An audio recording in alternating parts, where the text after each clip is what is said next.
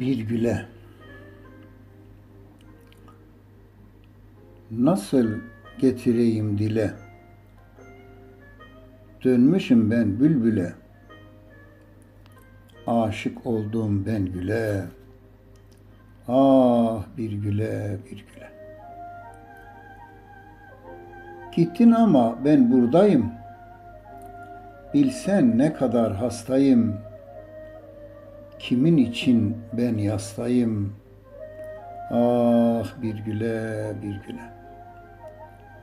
Yemek sanki zehir gibi, saat sanki devir gibi, gözyaşların nehir gibi, bir tek güle bir güle.